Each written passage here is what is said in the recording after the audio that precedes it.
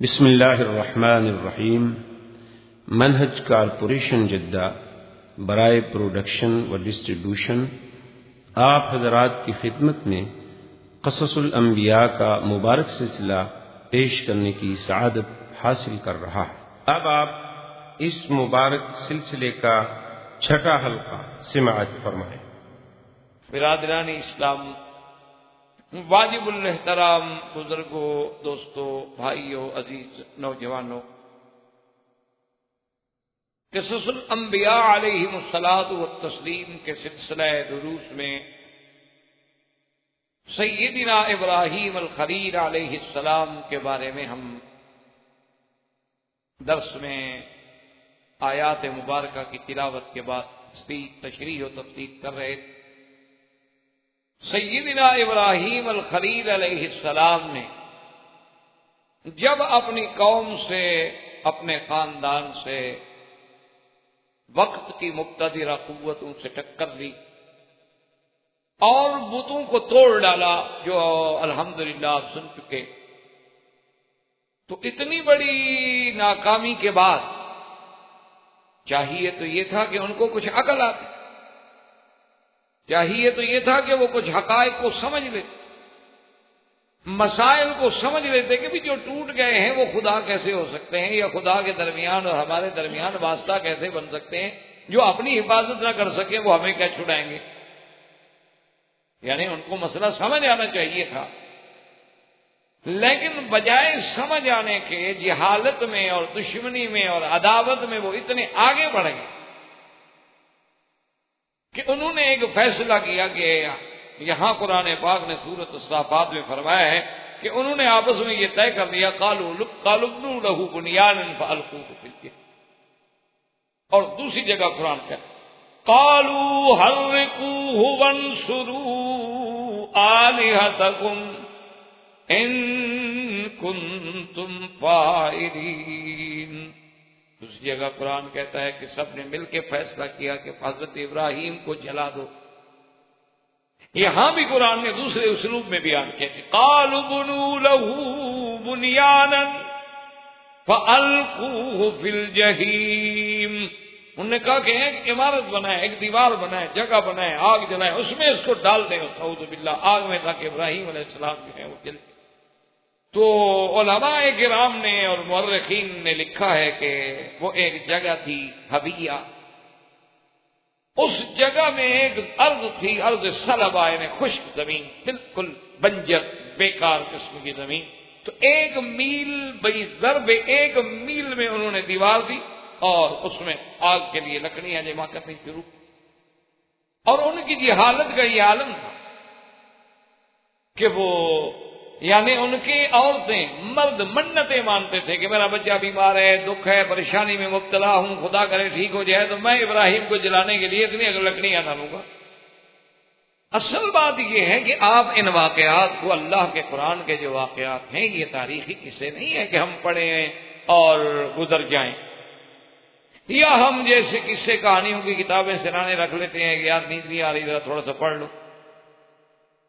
اللہ کا قرآن اس لیے نہیں ہے، اللہ کے قرآن میں عبر ہیں، مواعظ ہیں، تذکرہ ہے، ہدایات ہیں، کہ سب سے پہلے تو آپ اسی بات کو دیکھیں کہ بھی ایک دائی جب اللہ کی توحید کے لیے کھڑا ہوتا ہے تو اس کو کتنی تکلیفوں کا سامنا کرنا پڑتا ہے۔ آج اگر آپ اپنے محلے میں، اپنے علاقے میں، اپنے برادری میں توحید کی بات کریں، آپ کہتے ہیں جی شرارت ہو جائے گی، جھگڑا ہو جائے گا، بس گزر رہی ہے، بات نبھ رہی ہے، بس ٹھیک ہے، جب کسی کو اللہ چاہیں گے ہدایت دے دیں۔ آپ اگر کسی ایسے مقام پہ بیٹھے ہوں کہ آپ کے سامنے شرک ہو رہا، آپ کے سامنے بت پرستی ہو رہی، آپ کے سامنے قبور پہ سجدے ہو رہے ہوں، آپ کے سامنے قبروں کا آگے باقاعدہ چوما جا رہا ہو، طواف کیا جا رہا ہو، ہاتھ باندھ کے معتقدین کھڑے ہوں، الٹے پاؤں چل رہے ہوں، یا مزارات اولیاء پہ گانے بجانے مجرے قوالیاں ہو رہی ہوں، آپ جرت نہیں کریں گے حق بات کریں۔ اور پڑھا لکھا آدمی اس کو یہ سمجھتا ہے کہ جی آپ کو کیا پڑھی ہے، چھوڑیں جی، آپ اپنی بات کریں، چھوڑیں، دفع کریں، ٹھیک ہے، ہمیں کیا ہے، ہم کیوں خام خواہ جا کے مصیبت مول لے لیں۔ لیکن درس ابراہیم علیہ السلام سے سمجھو کہ اللہ کی توحید کے لیے پیغمبر نے کتنی بڑی ٹکر لی. جب تک اللہ کی توحید کے لیے آپ ٹکر نہیں لیں گے تو توحید کا مسئلہ حل کیسے ہو؟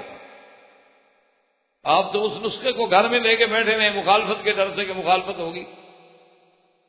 اللہ فرماتے ہیں دیکھو کہ میرا نبی ہے، خلیل اللہ ہے، اور پیغمبر بھی وہ کہ جس کی ذریت میں نے نبوت رکھی ہے، جس کے پورے خاندان میں نبی میں نے بھیجے ہیں.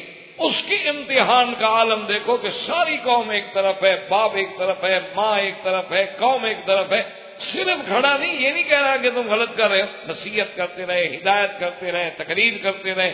جب دیکھا کہ اثر نہیں ہوتا تو جا کے خطوں کو توڑنا. آپ اندازہ فرمائیں کہ اس وقت اس دائی پہ کیا گزری ہوگی جب ایک آدمی اکیلا کھڑا ہو اور ساری دنیا اس کی مخالف.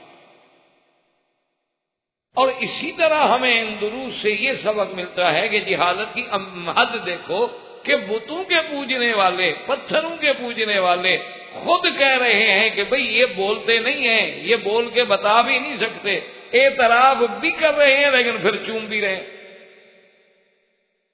یعنی اس سے بڑی کو بات ہوگی کہ اللہ کے قرآن نے ان کی کلام کو نقل کیا ہے نا کہ قالوا حرقوہ وانصروا آلہتکم، کیا وہ مل کے ہم ابراہیم کو جلاؤ اور اپنے خداؤں کی مدد کرو. خدا بندوں کی مدد کرتا ہے یا بندے خدا کی مدد کرتے ہیں؟ یعنی آپ اندازہ کریں کہ ایسے یعنی بودا خدا ہے کہ وہ بندوں کی مدد کا محتاج ہے،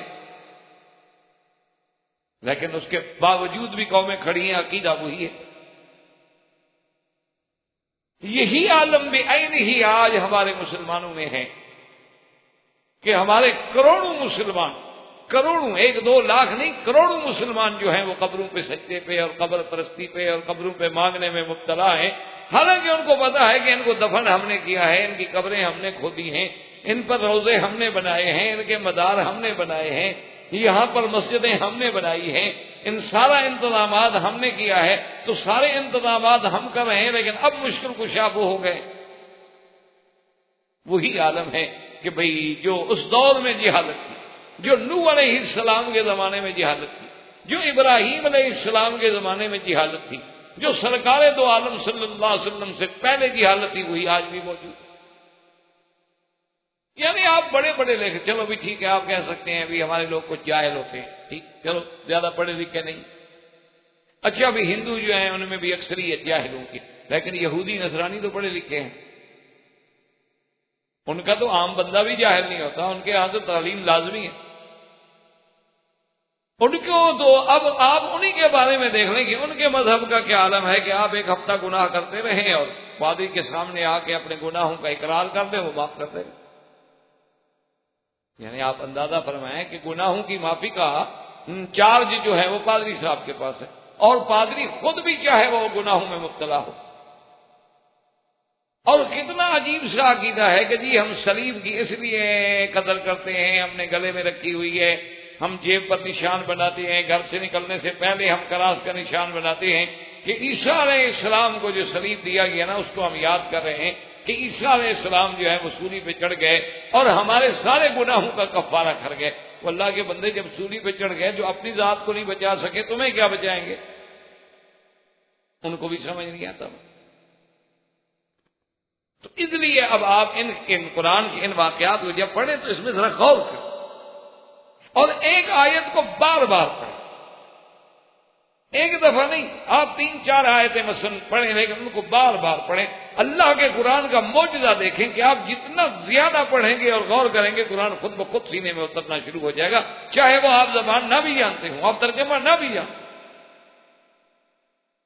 کیونکہ اس کا تعلق جو ہے وہ کلام اللہ سے، اور اللہ کا کلام جو ہے وہ انسانی فطرت کا تقاضا ہے کہ اپنے مالک کی بات کو ہر کوئی سمجھتے. اب دیکھیں نا کہ جانور ہیں، بکریاں ہیں، ریوڑ ہیں، بھینسیں ہیں، گائیں ہیں، اونٹ ہیں، گھوڑے ہیں، گدھا ہیں، آپ لاکھ چیخیں، لیکن جب اس کے چلانے والا اس کا رائی آواز دے گا تو فوراً آ جائیں، کیونکہ وہ بھی اپنے مالک کی آواز کو پہچان. تو ہم کیسے بندے ہیں کہ مالک کا کلام نہ پہچانے؟ یہ ہو سکتا ہے؟ فرق صرف اتنا ہے کہ قرآن کے آداب ہیں کہ آپ باوضو ہوں، آپ کسی صاف ستھری جگہ پہ بیٹھے ہوں، اگر آپ کا بستر ہے تو چادر جو ہے پاک ہو، اور سامنے آپ قرآن کھول کے اور ایک آیت کو آپ بار بار پڑھیں اور اس پہ غور کریں اور اللہ سے دعا مانگیں کہ میرا مولا ہم تو اجمی لوگ ہیں، یہ تیرا کلام ہے اور عربی زبان میں ہے، ہم اس کے حقائق کا ادراک تو نہیں کر سکتے لیکن کچھ نہ کچھ تو ہمیں سمجھ آ جائے. تو آپ جب پڑھیں گے 2 دفعہ 3 دفعہ 4 دفعہ 5 دفعہ تو پھر اللہ کے قرآن میں آپ کا معانست ہونی پیدا شروع ہو جائے گی، تو پھر آپ کو بات سمجھ آئے گی. اور پھر جب سمجھ آنی شروع ہو تو پھر غور کریں کہ آخر ابراہیم علیہ السلام نے ایسا کیوں نہ کیا کہ چلو جی قوم نہیں مانتی تو نہ مانے، ہم کیوں خامخواہ لڑائی لیں. نہیں مانتی نہ مان. جیسے آج کل ہمارے ہاں محاورہ ہوتا ہے نا جی تو اپنی نبیڑ تینوں ہور نال کی، یعنی تم اپنی نبیڑتے رہو، تمہیں کیا دوسرا کیا کرے. اسلام یہ نہیں چاہتا. اسلام نے تو تمہیں خیر امت بنا کے بھیجا، اور پھر قرآن اسی لیے تو آیا ہے کہ ہم غور کریں کہ دیکھو اب ابراہیم علیہ السلام اکیلے ہیں اور پوری قوم ایک طرف، اور آگ جلا دی گئی، اور آگ اتنی تیز ہے کہ ابراہیم علیہ السلام کو ڈالنے کا مسئلہ ہے کہ کیسے ڈالا جائے. تو حیدن نام کا ایک آدمی تھا جس نے سب سے پہلے دنیا میں منجنیق کی ایجاد کی. اب تو خیر منجنیق سے بھی اور چیزیں آ گئی، اب تو دنیا میں بڑی بڑی چیزیں آ گئی، میزائل آ گئے، لانچر آ گئے، جہاز آ گئے، کیا کیا بلائیں آ گئے. اس دور میں بہرحال یعنی منجنیق جو ہے یہ ایک بڑی نئی چیز سمجھی جاتی تھی جس کا وجود ہی کوئی نہیں تھا. تو منجنیق بنانے کے بعد سیدنا ابراہیم علیہ السلام کو اس منجنیق کے اندر بٹھا دیا گیا، اور طریقہ اس کا یہ تھا کہ ہم اس کو کھینچیں گے رسیوں کو، اور 4 رسیاں باندھی ہوئی تھی. بھی جب اس کو بہت بڑا لمبا جھولا دیں گے تو پھر 2 رسیاں کھینچیں گے تو وہ الٹ جائے گی اور ابراہیم علیہ السلام جو ہے وہ آگ پہ چلے. اب آپ اسی منظر کو ذرا آنکھوں میں رکھ کے دیکھیں کہ کیا عالم ہوگا کہ سامنے آگ جل رہی اور آدمی منجنیق میں بیٹھے، اور اسے پتا ہے کہ 2 منٹ کے بعد مجھے جلا دے گی آگ. لیکن اس کے باوجود دیکھو بات تو صرف اتنی تھی نا کہ وہ منجنیق میں بیٹھے بیٹھے بھی کہہ دیتے اپنی قوم سے، برادری سے، اس وقت کے جباروں سے کہ بھائی میں معافی مانگتا ہوں، آئندہ میں آپ کو نہیں چھیڑوں گا، ٹھیک وڈرا کرتا ہوں. تو کیا کہتے ہو؟ کہتے مسئلہ حل ہو گیا، اچھی بات ہے، پھر کیوں جلاتے؟ وہ تو خوش ہو جاتے کہ مسئلہ ہمارا حل ہو گیا. وہ کہتا دیکھو جی میں آپ کا علاقہ چھوڑ دیتا ہوں، میں اپنی بات واپس لے لیتا ہوں، آئندہ میں آپ کو اس موضوع پہ نہیں چھیڑوں گا، مہربانی سوری. لیکن اللہ کا نبی اپنے مقام پہ کہا کہ جب میں حق پر ہوں تو مجھے پھر ڈرنے کی کیا. جب میں ایک اچھا کام کر رہا، میں اللہ کی توحید کا اس بات کر رہا، میں شرک کو مٹا رہا ہوں، میں قوم کو جہنم سے نکال رہا ہوں، بچانے کی کوشش کر، پھر مجھے کیوں ڈر. سیدنا ابراہیم علیہ السلام جب بیٹھے ہیں تو بعض روایات میں آتا ہے کہ آپ نے یہ پڑھا کہ سبحانک اللہم و بحمدک لا الہ الا انت. اور اللہ کے فرشتے جو ہیں وہ اللہ کی درگاہ میں عرض کرتے ہیں کہ مولا تیرا خلیل ہے، تیرا محبوب ہے، بندہ ہے، نبی ہے، اور تیری توحید کے لیے آگ میں ڈالا جا رہا ہے، آپ مہربانی کریں ہمیں حکم فرمائیں. اللہ نے فرمایا ملائکہ اجازت، جاؤ میرے خلیل کی مدد کرو. تو ملک الجبال آیا، ملک الصحاب آیا، ہر فرشتہ آیا جس کی مدبرات امر، جس کی جہاں جہاں ڈپٹی ہے. انہوں نے کہا خلیل اللہ مہربانی کرو ہمیں حکم دو، ہم بارش برسا دیتے، ہم دونوں پہاڑوں کو ملا دیتے ہیں، ہم یہ آگ اٹھا کے ان پہ الٹ دیتے ہیں. تو میں آیا کہ تمہاری مجھے کوئی میں تم سے مدد نہیں لینا. اچھا اگر زندہ ایک دوسرے کی مدد کرے تو یہ کوئی شرک بھی نہیں، کفر بھی نہیں، منع بھی نہیں، آپ میری مدد کریں، آپ کی مدد. لیکن مقام خلیل یہ ہے کہ وہ کہتا ہے نہیں میرے، حالانکہ اس کو پتا ہے کہ فرشتے اللہ کے منشے کے بغیر، اللہ کے حکم کے بغیر میرے پاس آ سکتے ہیں، اللہ اجازت نہ دے تو فرشتہ کیسے آئے گا. لیکن کہتے ہیں کہ لا اما الیکم فلا، تم لوگوں کی مجھے ضرورت. اس کے بعد جبریل علیہ السلام آتے ہیں. جبریل علیہ السلام آگے عرض کرتے ہیں کہ خلیل اللہ میں تو آپ کا اور اللہ کے درمیان میں واسطہ ہوں، ہمیشہ وحی لے کے آنے والا، ہر نبی کی خدمت میں حاضر ہونے والا، اور آپ جانتے ہیں کہ اللہ نے مجھے کتنی قوتوں اور طاقتوں سے نوازا ہے، آپ مجھے فرمائیں میں آپ کی کیا خدمت کر سکوں؟ فرمایا اما الیک فلا حاجت لی، آپ کی بھی مجھے ضرورت ہے۔ جبریل کو جواب دے رہے ہیں۔ اسی میں آپ سوچیں کہ ہمیں تو کوئی خواب میں بھی آواز نظر آ جائے تو پتہ نہیں ہم کیا کرتے۔ یہ تو سامنے جبریل کھڑا ہے کہ جناب حکم، اور پھر ابراہیم علیہ السلام کو یہ شبہ بھی نہیں کہ پتہ نہیں جبریل میری مدد کر سکے گا کہ نہیں کر سکے گا، یا جبریل علیہ السلام کی طاقت میں بھی ہے کہ اس آگ کو بجھا دے یا الٹ دے۔ ان کو یقین ہے کہ جو کریا سدوم جیسی چیزیں جو ہیں ایک پر پہ اٹھا کے لے جا سکتا ہے آسمانوں تک، یہ کیا چیز؟ لیکن فرمایا آپ کی بھی ضرورت نہیں۔ اور بعض علماء مفسرین نے یہ بھی لکھا ہے کہ جبریل علیہ السلام نے عرض کیا، اس نے کہا ابراہیم الخلیل کم از کم اپنے اللہ سے تو مانگو، اس سے تو مانگ لو۔ تو سیدنا ابراہیم الخلیل مسکرائے اور فرمایا کہ جبرائیل مجھے یہ بتاؤ میرے اللہ کو پتہ ہے یہ ہو رہا ہے جو؟ انہوں نے کہا پتہ ہے۔ انہوں نے کہا اللہ کے حکم کے بغیر آگ جل سکتی ہے؟ انہوں نے کہا نہیں جل سکتی۔ تو اس نے کہا اللہ میاں اگر ہمیں جلانے پر راضی ہیں تو ہم بھی جلنے پہ راضی ہیں۔ الخلیل راض اللہ حکم الجلیل، ہم تو اپنے رب جلیل کے ہر منشے پہ راضی ہیں، اگر ان کا فرمان اور ان کا منشا یہ ہے کہ ہم جل جائیں تو بس۔ ایک عجیب بات ابراہیم علیہ السلام نے کی جس کا کتابوں میں ذکر ہے، عجیب بات انہوں نے کی ہے۔ کہتے ہیں کہ اللہم انت واحد فی السماء وانا واحد فی الارض اعبدک۔ میرا اللہ یہ منظر عجیب ہے، تو اپنے ملک میں آسمانوں میں اکیلا ہے، اور آج زمین میں میں بھی اکیلا ہوں، تیری عبادت کرنے والا اور کوئی نہیں، ایک اکیلا بیٹھا ہوں آپ کی مرضی، اور آپ کے ہر حکم پہ راضی۔ اس کے بعد جب کفار نے حکم دیا اور فیصلہ کیا کہ منجینیک سے پھینکے، تو اللہ پاک فرماتے ہیں کہ پھر ہم نے بھی فرشتوں کو نہیں کہا کہ جائیں، ہم نے بھی پھر براہ راست حکم جاری کیا، جس کو قرآن نے سورۃ صافات میں ذکر فرما دیا ہے، اور دوسری آیت میں بھی فرمایا کہ قُلْنَا يَا نَارُ كُونِي بَرْدًا وَسَلَامًا عَلَىٰ إِبْرَاهِيمَ۔ اللہ فرماتے ہیں ہم نے حکم دیا آگ کو کہ تم ٹھنڈی ہو جاؤ، بَرْدًا وَسَلَامًا، اور ٹھنڈی ایسی نہیں کہ میرے ابراہیم کو ٹھنڈا کی تکلیف ہو۔ آپ نے دیکھا ہے نا کہ کبھی کبھی سردی زیادہ ہو تو پھر بھی تو تکلیف ہے، اور اگر سردی اور زیادہ ہو تو زمہریر ہے، وہ تو آگ سے بھی زیادہ تکلیف ہے۔ اس لیے فرمایا بردن وسلاما علی ابراہیم، ابراہیم پہ ٹھنڈی ہو جا۔ حضرت ابن عباس فرماتے ہیں کہ یہ اللہ کا شان ہے کہ اللہ نے آگ کو حکم دیا اور ساتھ پابند کر دیا کہ علی ابراہیم، اگر اللہ آگ کو ابراہیم کی قید نہ لگاتے تو پوری دنیا کی آگ ٹھنڈی ہو جاتی۔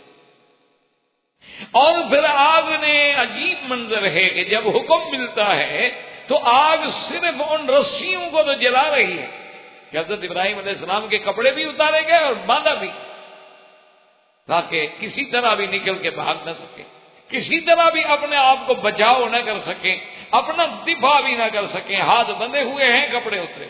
اسی لیے سرکار دو عالم صلی اللہ علیہ وسلم نے فرمایا اول من یقصی یوم القیامت ابراہیم، ہم نے فرمایا سب سے پہلے قیامت والے دن قبروں سے اٹھنے کے بعد جس کو لباس پہنایا جائے گا ابراہیم علیہ السلام۔ صحابہ نے پوچھا کہ کب لگے یا رسول اللہ، آپ سے بھی پہلے؟ ہم نے فرمایا ہاں مجھ سے بھی۔ صحابہ نے پوچھا حضور کیسے؟ فرمایا کہ اللہ کی توحید کے لیے دنیا میں ان کے کپڑے اتارے گئے تھے، آج اللہ بدلہ دیں گے کہ ساری کائنات کھڑی رہے پہلے میرے ابراہیم کو لباس پہنے۔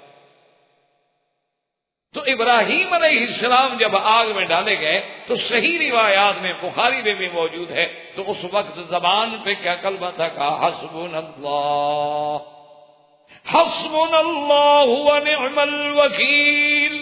اور یہی وہ کلمہ ہے جو میرے محبوب نے، سرکار دو عالم نے اور صحابہ نے جنگ احد کے موقع پہ کہا تھا کہ جب ان کو خبر دی گئی کہ ان الناس قد جمعوا لکم فاخشوہم فزادهم ایمانا وقالوا حسبنا اللہ ونعم الوکیل فانقلبوا بنعمت من اللہ وفضل لم یمسسهم سوء. صحابہ نے بھی اور حضور نے بھی احد میں کیا پڑھا تھا کہ حسبنا اللہ. اور بی بی عائشہ پہ جب تہمت لگی اور بی بی عائشہ کو جب پتہ لگا کہ لوگ میرے بارے میں یہ کہہ رہے ہیں تو سب سے پہلے ان کی زبان پہ بھی یہ کلمہ آیا حسبنا اللہ ونعم الوکیل. اس لیے یاد رکھیں علماء نے لکھا ہے کہ کتنی بڑی مصیبت ہو، کتنے بڑے آپ امتحان میں مبتلا ہو جائیں، کتنے اللہ معاف کرے آپ کے خلاف یعنی بادل بن جائیں مخالفتوں کے، لیکن اس کلمے کی ایسی برکت ہے کہ اگر آپ یقین کامل کے ساتھ پڑھیں گے تو ساری بلاؤں کو اللہ تبارک و تعالیٰ ٹال دے. اسی لیے بعض علماء کرام نے محض اس کلمے پر کتابیں لکھی، یعنی حسبنا اللہ ونعم الوکیل کے فضائل، حسبنا اللہ ونعم الوکیل پڑھنے کے فوائد میں باقاعدہ مؤلفات ہیں، باقاعدہ کتابیں لکھی گئی ہیں. اور البتہ یہ بات ضرور ہے کہ بعض بزرگ کہتے ہیں 300 دفعہ پڑھیں، بعض کہتے ہیں 313 دفعہ پڑھیں، بعض کہتے ہیں 500 دفعہ پڑھیں، بعض کہتے ہیں 600 دفعہ پڑھیں. تو مختلف پڑھنے کے تو طریقے ہو سکتے ہیں، لیکن اس میں تو کسی کا اختلاف نہیں ہو سکتا ہے کہ جب یہ آدمی کلمہ پڑھے اور خدا پہ یقین کامل ہو تو اللہ تبارک و تعالیٰ اس کو سرخرو فرماتے ہیں اور ہر مصیبت سے بچا دیتے ہیں. اگر سیدنا ابراہیم الخلیل کی زبان مبارک سے نکلا تو یہی کلمہ نکلا. اور سرکار دو عالم صلی اللہ علیہ وسلم سیدنا محمد الرسول اللہ اور آپ کے صحابہ کی زبان سے کلمہ نکلا تو یہی نکلا حسبنا اللہ ونعم الوکیل. اور سیدہ عائشہ صدیقہ رضی اللہ تعالی عنہا پر جب اتنا بڑا مسئلہ افک پیدا ہوا تو ان کی زبان سے بھی یہی کلمہ نکلا حسبنا اللہ ونعم الوکیل. تو سیدنا ابراہیم علیہ السلام کو جب آگ میں ڈالا گیا تو اللہ کی شان دیکھیں کہ آگ نے رسیاں تو جلا دی لیکن ابراہیم علیہ السلام کچھ نہیں. اور بعض روایات میں ہے کہ وہ جبریل علیہ السلام ساتھ کھڑے، یعنی اس وقت بھی ساتھ کھڑے ہیں اور ابراہیم علیہ السلام کی پیشانی سے پسینہ پوچھ رہے ہیں. صرف اتنی احساس ہوا کہ پسینہ آ گیا روشنی. اور اس آگ میں 1 دن نہیں، 2 دن نہیں، 3 دن نہیں، بعض روایات کے مطابق 40 دن اور بعض روایات کے مطابق 50 دن ابراہیم علیہ السلام نے گزارے. اور سیدنا خلیل فرماتے تھے انعم ایام لی، سب سے بہترین میری زندگی کے جو دن تھے وہی تھے جب میں آگ میں تھا. کہ جنت کا کھانا، جنت کی نعمتیں، جنت کی پوشاک، جنت کا لباس اور سیدنا ابراہیم علیہ السلام کی راحت. تو آپ کی کتابوں میں یہ بھی آتا ہے کہ آپ کی ماں آخر ماں ہے، کچھ ہے کافرہ ہے، باپ کے بیٹے کے عقیدے پہ نہیں لیکن بیٹا آگ میں ہو. تو جب ڈال دیے گئے تو باہر کھڑی کھڑی رو رہی ہے، آخر ماں ہے، آخر کچھ ہو جائے باپ ہے. جب ابراہیم علیہ السلام کو آگ میں ڈال دیا گیا تو باپ اور ماں دونوں باہر کھڑے ہو جاتے ہیں خفیہ مقام پہ اور رونا شروع کر دیتے کہ میرا ہمارا بیٹا جل گیا. اللہ تبارک و تعالیٰ نے حکم دیا ملائکہ کو کہ ان کے سامنے ابراہیم علیہ السلام تک حجاب ہٹا دو آگ کے کہ اپنی آنکھوں سے دیکھ لیں کہ ابراہیم بیٹھے. جب ان حجابات کو ہٹایا گیا تو اس لیے علماء نے لکھا ہے کہ اعجب کلمۃ قالها ابو ابراہیم، کہ سب سے عجب کلمہ ہے جو انہوں نے کہا. کہنے لگے کہ نعم الرب رب ابراہیم، کہ ابراہیم رب تو تیرا رب ہے جس نے تیری آگ میں بھی حفاظت. اور ماں جب رونے لگی اور ماں نے فریاد کی تو اللہ نے حکم دیا کہ اس کی ماں کے لیے، کیونکہ ماں دور سے چیختی ہے روتی ہے، کہتی ابراہیم ایک دفعہ تو مجھے اندر آنے دو، میرے لیے بھی دعا کر دو، میں ایک دفعہ تو بیٹے کو مل لوں. تو ابراہیم علیہ السلام نے دعا کی، اللہ نے حکم دیا کہ داخل ہو، آگ کو مت جلاؤ. ابراہیم کی اماں آئی فقبلت علی راسہ، بوسہ بھی دیا، ملاقات بھی کی، فاطنقتھا، گلے سے بھی لگایا لیکن اسلام نہیں لیا. پھر واپس. تو اتنے دن گزارنے کے بعد، آگ کے امتحان سے گزرنے کے بعد تو ہمیں کیا درس قرآن پاک کے قصے سے سبق ملتا ہے کہ اگر اللہ کی توحید کے لیے، جیسے کہ حضور نے فرمایا تھا کہ لا تشرک باللہ ان قتلت او حرقت، کہ اے ایمان والوں اگر اللہ کی توحید کے لیے تمہیں آگ میں بھی ڈال دیا جائے، تمہیں جلا ڈالا جائے، تمہیں ٹکڑے ٹکڑے کر دیا جائے، لیکن شرک نہیں کرنا۔ ہمیں کیا سبق ملا اس قصے سے؟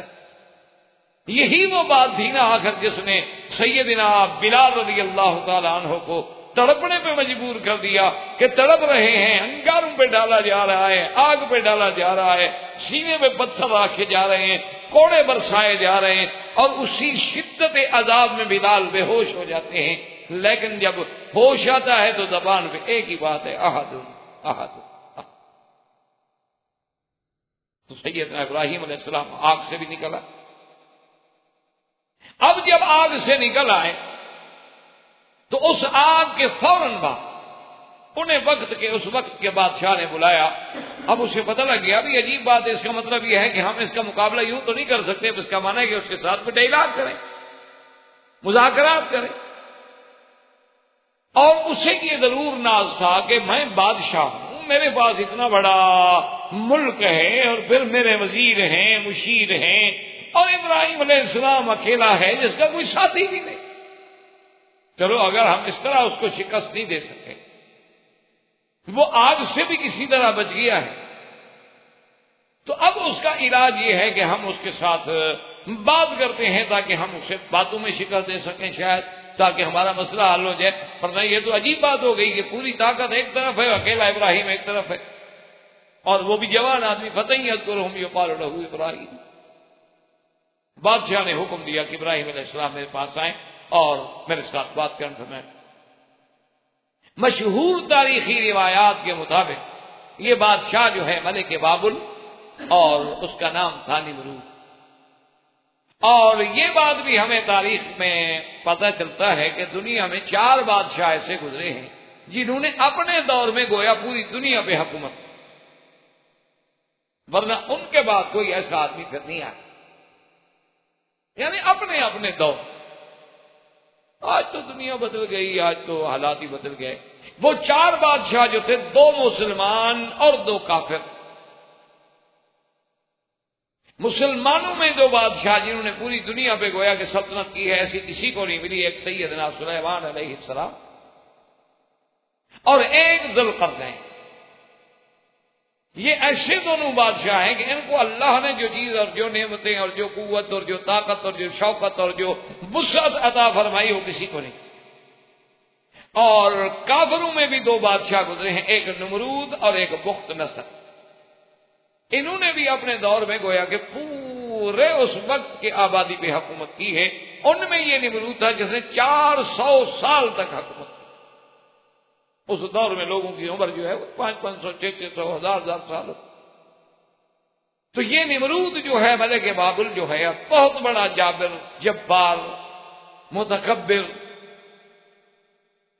ابراہیم علیہ السلام آگے، اس کو بھی اللہ نے اپنے قرآن میں سیدنا ابراہیم کے قصے میں، اسی لیے میں نے آپ کو عرض کیا تھا نا کہ ابراہیم علیہ السلام کا جو قصہ ہے عجیب بات ہے کہ اللہ نے 25 سورتوں میں اس کا ذکر، اور اللہ تبارک و تعالیٰ نے قرآن پاک کی 73 آیات میں صرف ابراہیم علیہ السلام کا قصہ ذکر۔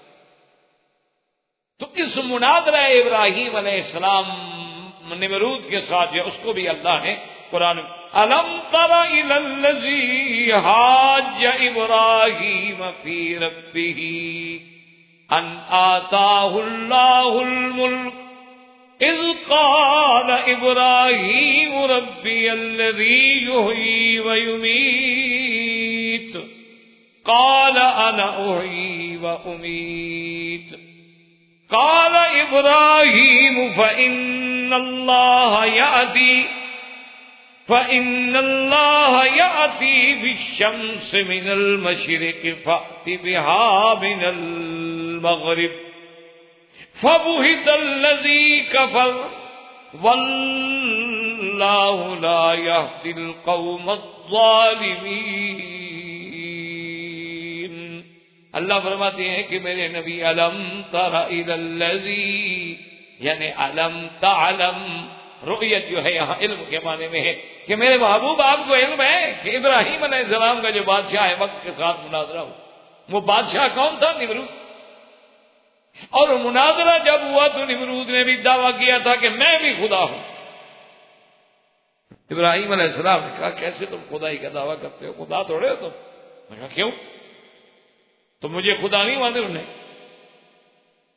تمہارا خدا کون ہے؟ ربی الذی یحیی و یمیت. میرا رب تو وہ ہے جو جلاتا بھی ہے جو مارتا بھی ہے. اب بادشاہ ہے، کہتا ہے انا احیی و امیت. کہتا ہے ابراہیم علیہ السلام اگر رب کی یہ صفت ہے کہ مارتا ہے اور جلاتا ہے تو یہ تو میں بھی کر سکتا ہوں. کیسے کر سکتے ہو جی؟ 2 قیدیوں کو جیل سے بلا لیا جن کے بارے میں سزا ہے، ایک کے بارے میں سزا موت کا فیصلہ ہو چکا تھا اور ایک کو ابھی سزا نہیں ہوئی تھی. دونوں کو بلا لیا اور جس کو سزا موت ہوئی تھی کہا جاؤ میں نے تمہیں بری کیا، اور جس کو نہیں ہوئی کہا اس کو قتل کر دو. کہا دیکھو ابراہیم علیہ السلام میں نے دیکھو نا اس کو سزا موت ہوتی گویا مر گیا، میں نے جلا دیا. ابراہیم علیہ السلام سمجھ گئے کہ ایک تو یہ کودن ہے، اس کو بات ہی سمجھ نہیں آئی کہ میں نے کیا کہا ہے اور یہ کیا کہا ہے. بھائی مارنا اور جلانا یعنی کسی چیز کو زندہ کرنا، جلانا، اس میں حیات ڈالنا کہ بندہ کچھ نہیں، لیکن اللہ نے ایک بچے کو پیدا کر دیا، یہ احیا ہے. اور پھر اس کو موت دینا، یہ کہے کہ قیدی کو چھوڑ دینا ہے، کسی کو سزا موت دے دینا. ایسے تو پھر ایک عام بچہ جو ہے وہ بھی کبھی تلوار لے کے نکر میں کھڑا ہو جائے گزرے اس کو مار ڈالے، ہوگا میں بھی خدا ہوں اس لیے کہ میں نے مار دیا. یہ کیا بات؟ اس طرح تو سانپ بھی کسی کو ڈنگ مار کے مار دے تو سانپ بھی خدا ہو گیا. ہر زہریلی چیز جو ہے وہ کسی کو مار دے وہ بھی سانپ، وہ بھی خدا ہو گیا. اچھا شیر آئے دیکھے بندہ کھڑا ہے، اچھا جی نہیں کھاتے، واپس چلا جائے، بچا دیا اس نے بھی بچا دیا. یہ کیا بات؟ تو حضرت ابراہیم علیہ السلام سمجھ گئے کہ یہ کرسی پر تو بیٹھا ہے کودن. عقل ہوتی تو کوئی خدا بنتا بڑا بندہ. اگر عقل ہوتی تو کوئی آدمی خدائی کا دعویٰ کر سکتا ہے. جو صبح شام لیٹرین میں اپنی گندگی پہ بیٹھتا ہو وہ بھی خدا ہوتا ہے. اسی لیے حضرت علی رضی اللہ تعالیٰ عنہ نے کیا بات فرمائی ہے، اللہ ان کی شان کو اور زیادہ بلند فرمائے رضی اللہ عنہ وارضاہ. فرماتے تھے کہ مجھے تو سمجھ نہیں آتی کہ انسان کیسے تکبر کرتا ہے اور کیسے اکڑتا ہے اور بڑا بنتا ہے. اولہ نطفۃ وآخرہ جیف. فرماتے تھے کہ اس کی ابتدا کیا ہے؟ گندا پانی، بدبودار، مہین، حقیر، کپڑے کو لگ جائے تو آدمی کو نیند نہ آئے گا. اور آخر انجام کیا ہے؟ جیفا، یعنی مر جائے اس کو رکھ دو. کتنے دن رکھیں گے آپ تلاجے میں نہ رکھیں، ایسے رکھ کے دیکھ لیں کہ چلو جی ہمیں ابا سے پیار ہے 2-4 دن رکھتے ہیں گھر میں. سارا محلے والے آ جائیں ڈنڈے لے کے کہ جی نکالو کیا بدبو ہو گئی، کیا عذاب آ گیا. تو فرمایا اول جس کا نطفہ ہے اور انتہا جس کی جیفا ہے وہ کیسے اکڑتا ہے اور تکبر کرتا ہے کہ میں کس بات کی. اور ایک اور جگہ فرماتے ہیں حضرت علی رضی اللہ تعالیٰ عنہ، فرماتے اولہ نطفۃ، ابتدا کیا ہے؟ نطفہ. اور درمیان کیا ہے؟ فرماتے ہیں ساری زندگی پیٹ میں اٹھا کے کیا پھر رہا ہے؟ گندگی گزرا. اور موت کے بعد کیا ہے؟ جیفا. تو اکڑ کس بات. اور اسی طرح سیدنا علی رضی اللہ تعالیٰ عنہ نے ایک عجیب بات فرمائی ہے. سیدنا علی عجیب بات کیسے نہ کریں جو دنیا کا اللہ کے نبی کے بعد 3 نمبر پہ خطیب گزرے ہیں. سیدنا علی 3 نمبر کا خطیب ہے پوری دنیا میں اللہ کے نبی کے بعد. اتنا بڑا آدمی ہے، اتنا پڑھا لکھا آدمی ہے. تو سیدنا علی رضی اللہ تعالیٰ عنہ فرماتے تھے کہ مجھے حیرت ہوتی ہے انسان کے تکبر کرنے کے بعد، جناب میں ایسا اور میں افسر اور میں بھائی اللہ نے انسان بنایا ہے تو تواضع اختیار کرو، انکساری اختیار کرو، عزت اختیار کرو تاکہ اللہ تمہیں اور شان دے، اللہ تمہیں اور عظمت دے، اللہ تمہیں اور عزت دے. تم جتنی جھکو گے اور اٹھو گے.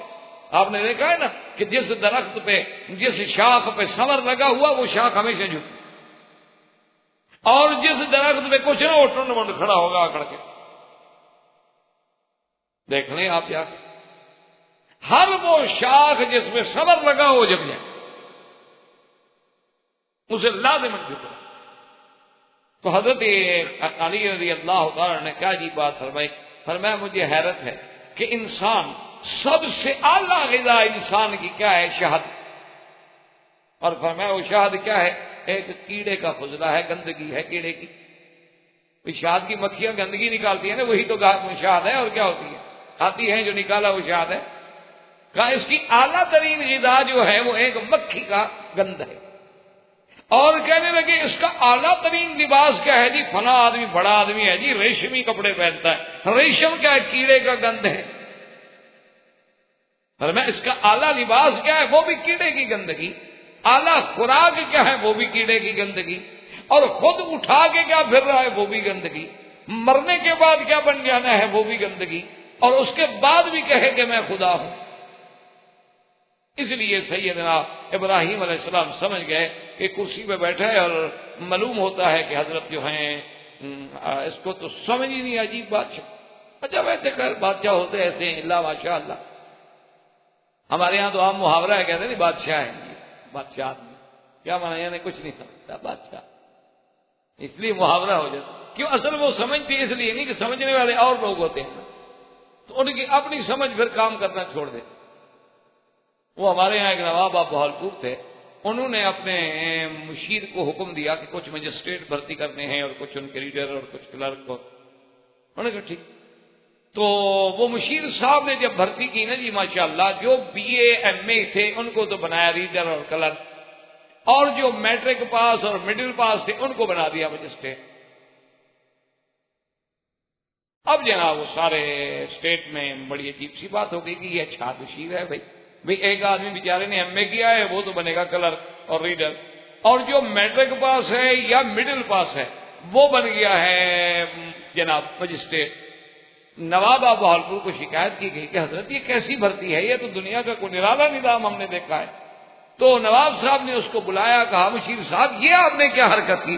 اس نے کہا سائیں مجسٹریٹ نے تو سنانا ہوتا ہے، فیصلہ لکھنا تو انہوں نے ہوتا ہے. یہ پڑھے لکھے ہونے چاہیے، اس کے پڑھے لکھے ہونے کی کیا ضرورت ہے؟ اس نے کہا سائیں ویسے آپ کی مرضی ہے، صاحب نے تو صرف منظور نامنظور کرنا ہوتا ہے.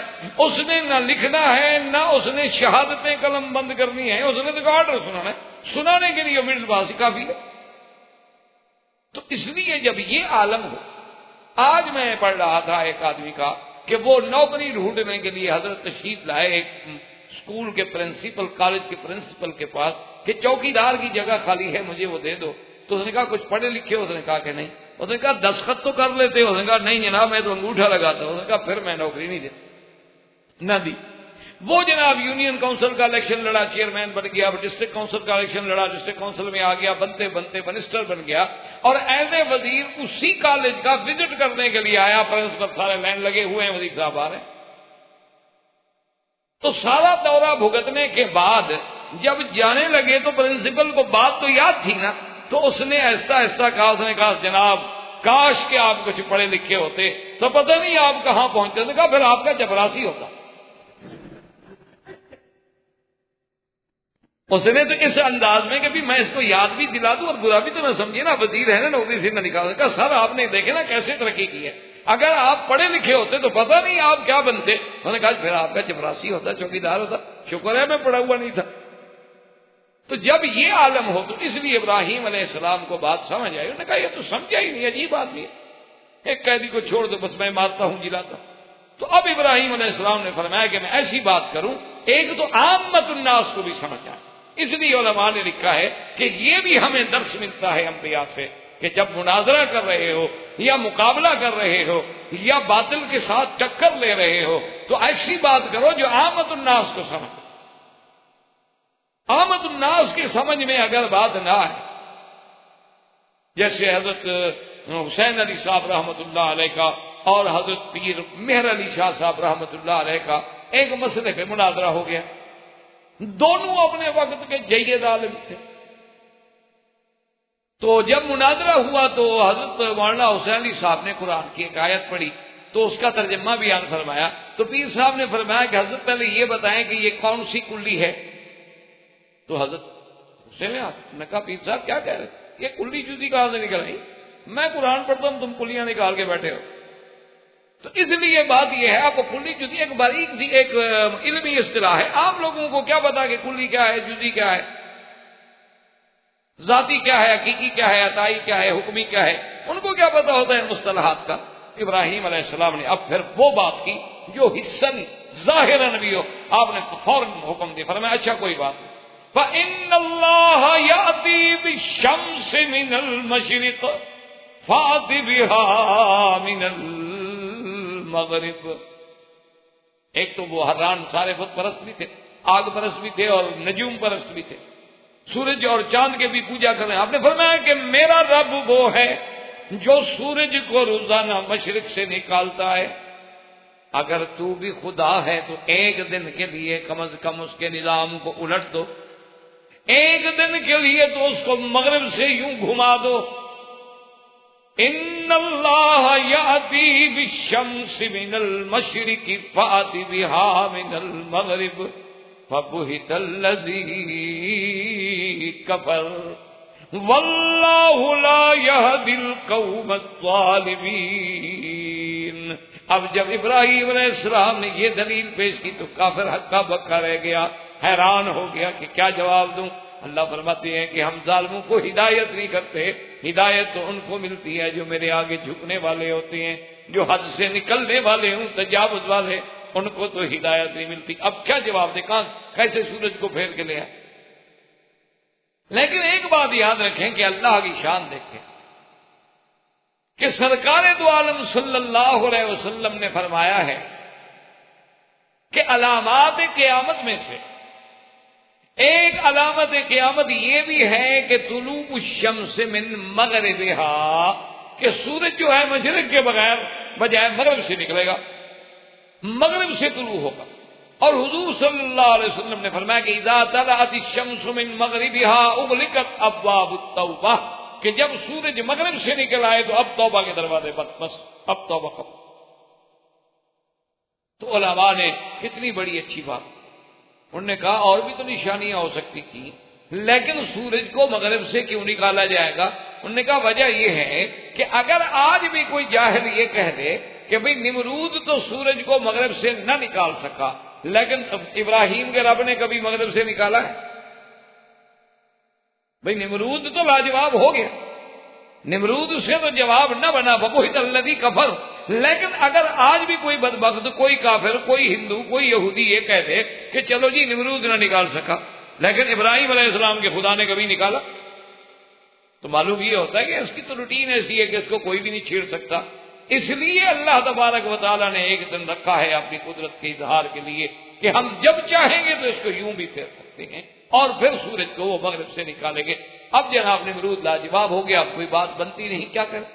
جب بات نہ بنے تو کیا کریں؟ تو سیدنا ابراہیم علیہ السلام نے اس امتحان آگ کے بعد، مناظرے کی کامرانی اور کامیابی کے بعد دیکھ لیا کہ میری آگ سے زندہ نکل آنے کے بعد بھی لوگ اسلام نہیں لے آئے، کہ حالانکہ اتنا بڑی بات تھی کہ لوگ تو فوراً کلمہ پڑھ رہے تھے کہ بھائی اب تو آنکھوں سے دیکھ لیا تھا معجزہ، لیکن پھر بھی اسلام نہیں لے آئے۔ اور اتنی بڑی مجلس میں بادشاہ اور اس کے تمام پڑھے لکھے عاجز ہو گئے اور پریشان ہو گئے، میرے دلائل کا جواب نہ دے سکے، پھر بھی کوئی مسلمان نہیں ہوتا، تو پھر ایسی قوم کے ساتھ رہنے کا کیا فائدہ ہے؟ فرمایا انی مہاجر الی ربی، چلو اب ہم یہاں۔ اور جب حضرت ابراہیم علیہ السلام نے ہجرت کی ہے تو آپ کے ساتھ کون ہے؟ صرف لوط علیہ، صرف لوط علیہ السلام، اور وہ بھی ابن اخی ہیں، آپ کے عزیز ہیں، رشتہ دار ہیں، صرف ایک لوط علیہ السلام، فآمن لہ لوط، صرف ایک آدمی ایمان لے۔ تو اس درس میں بھی ہمیں یہ سبق ملتا ہے کہ کسی جگہ تم اللہ کی توحید بیان کر رہے ہو، عقیدہ بیان کر رہے ہو، محنت کر رہے ہو، یہ نہ گھبراؤ، اگر ایک آدمی بھی مسلمان ہو جائے ٹھیک ہے، اللہ کا نبی ہے، خلیل ہے، لیکن ایمان لانے والا ہے۔ تمہارا کام ہے کہ تم اپنے کام کرو، یہ نہ کہو کہ دیکھو جی ہم کیا کریں، اب میری تو ساری زندگی میں نے محنت کی، صرف ایک آدمی کو یہ بات سمجھ آئی تو کوئی بات نہیں۔ اللہ کے پیغمبر حضور نے فرمایا مجھے پیغمبروں کو دکھایا گیا ہے ایسے بھی نبی ہوں گے قیامت والے دن جن کے ساتھ ایک بھی مسلمان نہیں ہوگا، ایسے بھی پیغمبر ہوں گے جن کے ساتھ 2 ہوں گے، 4 ہوں گے، 3 ہوں گے۔ تو سیدنا ابراہیم علیہ السلام نے اب جب وہاں سے چلے، تو آپ کی جو پہلی شادی ہو چکی ہے وہ ہے بی بی سارا، اور بی بی سارا جو ہے اس کے بارے میں مورخین کے دو قول ہیں۔ ایک قول تو یہ ہے کہ ملک حران کا جو اس زمانے میں بادشاہ تھا یہ ان کی بیٹی تھی، اور ایک قول یہ ہے کہ نہیں، ابنت عم ہی ہاران ایک آدمی تھا جس کے نام پر حران کا علاقہ آباد ہوا، وہ حضرت ابراہیم علیہ السلام کا چچا تھا، ان کی بیٹی۔ اور یہ بھی آتا ہے کہ اجمل نساء العالم بعد حوا، کہ بی بی حوا کے بعد خوبصورت ترین عورتوں میں تھی بی بی سارا۔ اللہ نے اتنا جمال عطا کیا۔ اب سیدنا ابراہیم علیہ السلام، سیدنا ابراہیم الخلیل علیہ السلام اپنی بی بی سارا کے ساتھ ہجرت فرما کے شام کی طرف جا رہے ہیں۔ یہاں بھی یاد رکھ لیں کہ دو قول ہیں کہ آپ نے جب ہجرت کی من ارض بابل تو کدھر گئے؟ قرآن نے تو فرمایا ہے کہ ہم نے ان کو ازدا ہجرت کی الی الارض التي بارکنا، کہ انہوں نے ہجرت کی ایسی زمین کی طرف جس میں اللہ نے برکتیں رکھی۔ تو اب بعض مفسرین کرام رحمت اللہ علیہم کو یہ بھی دھوکہ لگا کہ ابراہیم علیہ السلام نے ہجرت کی مکے کی طرف، کیونکہ مکہ ہی ارض مبارک ہے۔ ان اول بیت وضع للناس للذی ببکۃ مبارکا وہدی للعالمین، لیکن یہ بات صحیح نہیں۔ ابراہیم علیہ السلام آئے ہیں مکے میں، لیکن وہ واقعہ الگ ہے، اور یہ واقعہ ارض بابل سے نکلنے کے بعد شام کی طرف جاتے ہوئے جو آپ جا رہے ہیں، تو اس وقت آپ کا مقصد شام ہے، بیت المقدس ہے، جس کے بارے میں قرآن نے خود وضاحت کر دی ہے کہ سبحان الذی اسری بعبدہ لیلا من المسجد الحرام الی المسجد الاقصی الذی بارکنا حولہ۔ تو یہ وہ جگہ ہے شام جس کی طرف سیدنا ابراہیم الخلیل علیہ الصلوۃ والسلام ہجرت کر کے جا رہے ہیں، اور آپ ہیں اور بی بی سارا ہے، اور بعض روایات میں ہے کہ لوط علیہ السلام، اور بعض روایات ہمیں یہ بتلاتی ہیں کہ لوط علیہ السلام پھر آپ کی اجازت سے چلے گئے قریہ سدوم کی طرف، وہیں جا کے آباد ہو گئے۔ یہ قریہ سدوم جو ہے یہ آج کل جسے آپ اردن کہتے ہیں، یہ آج کل اردن کے علاقے میں وہ جگہ ہے، اور اسی جگہ وہ دریا بھی موجود ہے، وہ جگہ بھی موجود ہے جسے بحر المیت کہا جاتا ہے، یعنی ایسا پانی کہ جس میں آج بھی کوئی زندہ چیز زندہ نہیں بچ سکتی۔ یہ وہ جگہ ہے جہاں لوط علیہ السلام کی قوم پہ اللہ کا عذاب۔ انشاءاللہ جب ہم لوط علیہ السلام کا یہ واقعہ آئے گا تو پڑھیں گے انشاءاللہ۔ تو اب جناب ابراہیم علیہ السلام بی بی سارا کے ساتھ جا رہے ہیں، اور راستے میں ایک بادشاہ تھا، یا اور بعض علماء کہتے ہیں کہ وہ خود تو بادشاہ نہیں تھا، اس زمانے کا جو فرعون تھا نا مصر میں، اس کا ایک بھائی تھا، سنان اس کا نام تھا، اور اس بدبخت کی یہ عادت تھی کہ اس کے کارندے اور چوکیدار اور اس کے ہرکارے جو ہیں وہ سڑکوں پہ اور شہروں میں اور گلیوں میں پھرتے رہتے تھے، جہاں کوئی خوبصورت عورت نظر آئے وہ چھین لیتے، پکڑ۔ اچھا، ایک عجیب عادت تھی کہ اگر وہ کوئی آدمی جا رہا ہے، وہ کہتا ہے جی کہ یہ کون ہے تمہارے ساتھ کا، بیوی کو پکڑتے۔ اچھا، وہ کہتا ہے یہ میری بیٹی ہے یا بہن ہے، چھوڑتے، وہ پھر نہیں پکڑتے۔ اس کی اپنی ایک منطق تھی۔ اللہ عالم چونکہ وہ بد کردار آدمی تھا، سوچتا کہ بھائی کسی کی بیٹی ہے، بہن ہے، غیر شادی شدہ ہو، پھر آگے نسل کا مسئلہ ہے اور میں بادشاہ ہوں، اس لیے چلو کوئی شادی شدہ ہو تو الزام کم لگے گا اور بات نہیں ہوگی، کوئی ایسی بات ہو سکتا ہے۔ بہرحال جو بھی اس کی خیالات گندے دماغ میں ہوں، تو اب بھی سارا اور ابراہیم علیہ السلام جا رہے ہیں، اس کو اطلاع مل گئی کہ بھئی آج تو آپ کے علاقے سے ہم نے دیکھا ایک ایسی عورت گزر رہی ہے کہ مارا عین احسن منہا، ہم نے تو پوری دنیا میں اتنی خوبصورت عورت نہیں دیکھی۔ اس کے آدمی پکڑنے کے لیے آ گئے، ابراہیم علیہ السلام سے پوچھا کہ من ہذی، کون ہے؟ انہوں نے کہا اختی، بہن۔ انہوں نے کہا اچھا جو بھی ہے، ہم نے بادشاہ کے پاس لے جانا۔ تو ابراہیم علیہ السلام نے فرمایا سارا سے کہ دیکھو اپنا اب جو میں نے کہا ہے تم نے بھی وہی کہنا ہے، کیونکہ نہیں سارا آنا وان تھی، اس وقت پوری زمین پر اس وقت اللہ کے نام لینے والے یا تو ہے یا میں، اس وجہ سے اخوت دینی تو موجود ہے نا، انما المؤمنون اخوۃ، ہر ایمان والا بھائی ہوتا۔ انہوں نے کہا تو سارا کو لے کے جب وہ چلے گئے، اور اس وقت کے اس بادشاہ نے جب سارا کا جمال دیکھا تو وہ حیران ہو، ایسی خوبصورت وہ تو بے قابو ہو کے بڑھا، بس نعوذ باللہ ہاتھ بڑھانے کے لیے، اور بی بی سارہ نے دعا کی کہ یا اللہ میں تیرے نبی کی عصمت ہوں، میں خلیل کی عصمت ہوں، اب یہ ظالم اگر میری توہین کر دے، اگر یہ ظالم میری تنقید کر دے، تو مجھے اس ظالم سے حفاظت فرما۔ تو اس نے جب ہاتھ بڑھائے، ہاتھ بھی وہی رک گیا اور زمین میں دھنس گیا، فوراً سمجھ گیا، کہنے لگا کہ سارا دیکھو، اگر تم اللہ سے دعا کرو نا کہ اللہ یہ میری بیماری ہٹا دے اور مجھے نکال دے زمین سے، میں تمہیں بالکل ہاتھ نہیں لگاؤں۔ انہوں نے کہا ٹھیک ہے حضرت، بی بی صاحب نے دعا کی، ٹھیک ہو گیا۔ جب ٹھیک ہو گیا 5-4 منٹ کے بعد پھر خناس دماغ میں سوار ہو گیا، پھر حملہ کیا بی بی نے، پھر اسی طرح بی بی صاحب نے دعا کی، ہاتھ پھر وہی لنگڑے ہو گئے اور زمین میں دھنس گیا۔ اس نے کہا اچھا بی بی سارا، اب میں بالکل بحیثیت ایک بادشاہ کے وعدہ کرتا ہوں کہ آپ سے کوئی زیادہ۔ بی بی سارا نے پھر دعا کی اور وہ ٹھیک ہو گیا۔ جب ٹھیک ہوا تو اس نے حکم دیا کہ بی بی ہاجرہ، بعض علماء فرماتے ہیں کہ یہ اس کے ہاں کنیز تھی، لیکن اصل میں وہ بھی کسی بادشاہ کی بیٹی، وہ بھی کنیزہ نہیں۔ تو بی بی ہاجرہ کو بطور خادمہ انہوں نے کہا یہ کنیز بھی لے جاؤ، یہ آپ کی خدمت کے لیے رہے گی، اور میں آپ کو چھوڑتا ہوں۔ اور اپنے لوگوں کو بلایا اور کہا کہ یہ تم کون میرے پاس لے آئے، تو کوئی جن میں عورت تو ہے نہیں۔ انہوں نے کہا جی ہم نے دیکھا خوبصورت ہے، میں کیا پتا۔ تو حضرت ابراہیم علیہ السلام نماز پڑھ رہے تھے، تو کتابوں میں آتا ہے کہ جب بی بی صاحبہ قریب آئیں تو اشارہ کر کے پوچھا کہ مریم کیا ہوا؟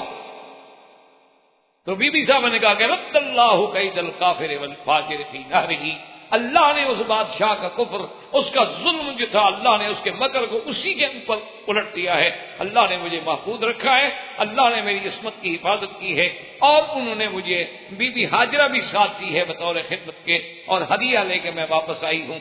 اور پھر یہاں سے سیدنا ابراہیم علیہ الصلوۃ والتسلیم جو ہیں ہجرت فرماتے ہوئے آپ ارض شام میں تشریف لے آئے۔ وہاں جب پتہ لگا کہ قوم کے کچھ کفار نے لوط علیہ السلام کو قید کر لیا ہے، تو سیدنا ابراہیم الخلیل علیہ السلام جو ہیں اس دور میں 313 اور بعض روایات میں ہے کہ 318 آدمی لے کر وہاں پہنچے، اور حضرت لوط علیہ السلام کو ان کے پنجے سے چھڑایا اور عزت و احترام کے ساتھ لے کے آئے، اور اس کے بعد ان کو مستقلاً قریہ سدوم میں بھیج دیا گیا، اور آپ نے اپنا مقر اور مستقر جو ہے وہ ارض شام کو بنا لیا، اور وہیں پر آپ نے ایک بہت بڑی عظیم عبادت گاہ ایک قبہ بھی بنایا، جسے آج کل صخرہ کے ساتھ جو قبہ ہے کہتے ہیں یہ بھی اس کا بانی جو ہے وہ سیدنا ابراہیم الخلیل علیہ السلام ہے۔ اور وہیں جب آپ رہنے لگے، اور پہلی بیوی جو ہے بی بی سارہ، اس سے آپ کی کوئی اولاد نہیں، اس سے حضرت کی کوئی، چونکہ کہتی ہیں کہ بی بی صاحبہ جو تھی ان میں یعنی وہ عاقرہ تھی، جن کو اولاد نہیں ہوتی، بانج تھی، جسے ہم اردو میں کہتے ہیں کہ بانج تھی۔ تو اب اللہ تبارک و تعالیٰ سے سیدنا ابراہیم علیہ السلام نے جو ہم نے آپ کے سامنے آج کے سبق اور درس میں آیات پڑھی تھی کہ قالوا بنوا له بنيانا فألقوه في الجحيم فأرادوا به كيدا فجعلناهم الأسفلين۔ اللہ نے فرمایا ان کافروں نے بڑی کوششیں کی، بڑی قید کی، فکر کیا، تدبیریں کی، لیکن ہم نے ان کو ناکام کر دیا۔ وقال انی ذاہب الی ربی سیہدین، آپ نے پھر ہجرت کی مناظرہ کے بعد، اور اس کے بعد دعا مانگی رب ھب لی من الصالحین فبشرناہ بغلام حلیم۔ اللہ سے دعا مانگی کہ یا اللہ مجھے بھی اولاد عطا فرما، یا اللہ مجھے بھی صالح اولاد عطا فرما، حلم و حوصلے والی اولاد عطا فرما۔ تو اب سیدنا ابراہیم علیہ السلام ہجرت کے بعد بی بی سارہ کے اس ابتلا کے بعد شام میں تشریف لے آئے، زندگی باقی تو بات باقی۔ واللہ تعالی اعلم وعلمہ اتم۔ برادران اسلام، واجب الاحترام بزرگوں، دوستوں اور بھائیوں، الحمدللہ کہ ان دروس پاک میں جن کا تعلق قصص الانبیاء علیہم الصلاۃ والتسلیم سے ہے، ہم سیدنا ابراہیم الخلیل علیہ الصلاۃ والسلام کے قصہ مبارک کے بارے میں پڑھ رہے تھے اور سن رہے. سیدنا ابراہیم علیہ السلام، جیسا کہ آپ نے دروس سابقہ میں سنا،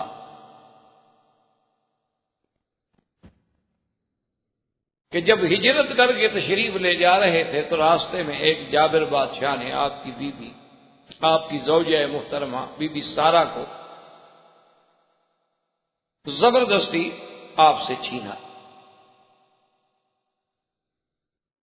اور اس کے بعد اس نے بری نیت سے بی بی صاحبہ پہ حملہ کرنے کی کوشش کی، لیکن اللہ نے اس کے مکر کو، اس کے قید کو، اس کے برے ارادے کو ختم کر دیا. وہ وہیں زمین میں دھس گیا، اور بی بی صاحبہ کی دعا سے ہی پھر اس کو نجات ملی. اور آخر میں اس نے بی بی ہاجرہ، بی بی سارہ کو بطور انعام بھی عطا کی اور معافی بھی مانگی کہ میں نے زیادتی کی ہے، لیکن اللہ نے آپ کو محفوظ رکھا ہے، تو اب آپ مجھے معاف کر دیں، پھر مجھے بد دعا نہ دیں. اور بی بی ہاجرہ ان کو دیکھ کے ابراہیم علیہ السلام کی خدمت میں بھیج. سیدنا ابراہیم علیہ السلام بے حد پریشان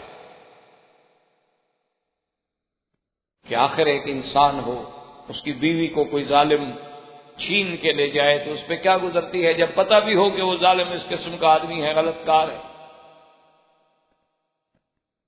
تو بی بی سارہ جب واپس آئیں تو سیدنا ابراہیم علیہ السلام نماز کی کیفیت میں تھے، اور اسی طرح بعض روایات میں آتا ہے کہ آپ نے اشارہ کیا کہ مریم کیا ہوا. تو بی بی سارہ نے عرض کیا کہ ان اللہ رد کید الکافر فی نہرہ، اللہ نے اس کافر و ظالم کی مکر کو اسی پہ لوٹا دیا ہے، اللہ نے مجھے محفوظ رکھا. جب ابراہیم علیہ السلام فارغ ہوئے تو بی بی سارہ نے سارا واقعہ سنایا، ساری کیفیت سے آگاہ کیا، اور یہ بھی بتلا دیا کہ انہوں نے اب تو ہمیں بی بی ہاجرہ جو ہے وہ بھی ساتھ میں انعام میں دی ہے. یہ بی بی ہاجرہ جو ہیں یہ مصریہ ہیں اور قبطیہ، اور یہ بھی بہت بڑے خاندان سے تعلق رکھتی ہیں. یہ کوئی باندی یا کنیز یا غلام نہیں تھی، مملوک نہیں تھی، لیکن جب باپ نے اپنے قبضے میں رکھا ہوا تھا تو بی بی ہاجرہ کے پاس اب بی بی صاحبہ کی خدمت میں بی بی ہاجرہ آ گئی بی بی سارہ کے ساتھ، اور ابراہیم علیہ السلام ان کو لے کے اپنے سفر پہ روانہ ہوئے. اور اسی ضمن میں ایک بات آئی تھی جو حدیث صحیح میں بھی موجود ہے کہ سیدنا ابراہیم علیہ السلام نے زندگی میں کبھی جھوٹ نہیں بولا الا ثلاث کذبات، مگر 3 مقام. اور وہ 3 مقام کون سے ہیں؟ پہلا مقام تو وہ ہے کہ جب آپ سے ان لوگوں نے پوچھا کہ بھئی ہمارے ان آلہہ کو، ہمارے ان معبودان کو کس نے مارا ہے، توڑا ہے، تو آپ نے فرمایا کہ بل فعلہ کبیرہم ھذا، کہ وہ جو بڑا ہے اسی نے توڑا. تو یہ بھی ایک قسم کا جھوٹ ہے. آپ نے حالانکہ توڑا تو ابراہیم علیہ السلام نے خود ہے.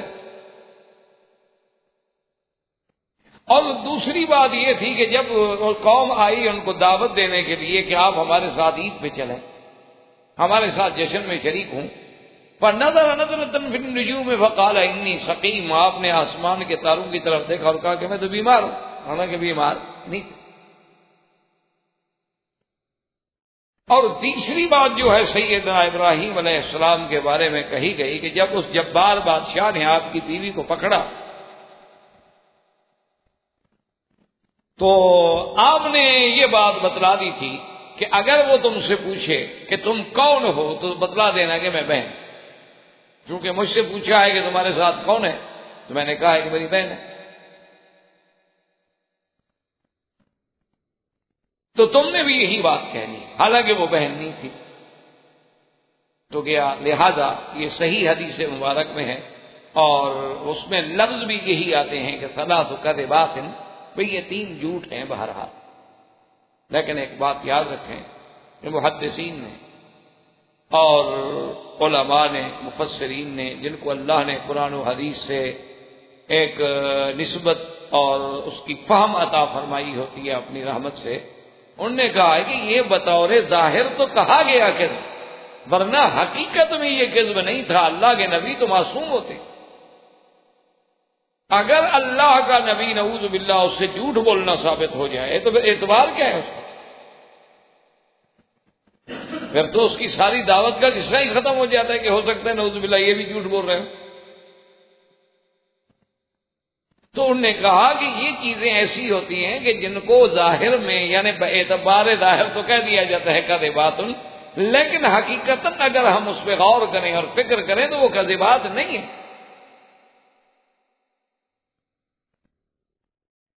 جیسے کہ یوں سمجھیں کہ سیدنا عمر رضی اللہ تعالی عنہ نے رمضان المبارک کے مہینے میں یہ دیکھا کہ کچھ لوگ ایک حافظ کے پیچھے کھڑے ہیں 4 آدمی، اور کچھ وہاں 5 کھڑے ہیں اور 10 کھڑے ہیں اور 2 کھڑے ہیں۔ تو حضرت عمر پہ بڑی عجیب بات گراں گزری، انہوں نے کہا کہ عجیب بات ہے، رمضان المبارک کا مہینہ ہے اور ہر آدمی اپنی اپنی 4 آدمی لے کے کھڑا ہے، کوئی اچھی بات نہیں لگتی۔ لو جمعنا علی امام واحد، اگر ہم سب کو ایک امام پہ اکٹھا کر کے کھڑا کریں تو کتنی بڑی جماعت ہوگی۔ تو امیر المومنین رضی اللہ تعالی عنہ نے حضرت عمر نے ابی ابن کعب جو سب سے بڑے قاری تھے قرآن کے، ان کو بلایا اور کہا کہ مہربانی فرمائیں کل سے آپ تراویح پڑھا دیا کریں،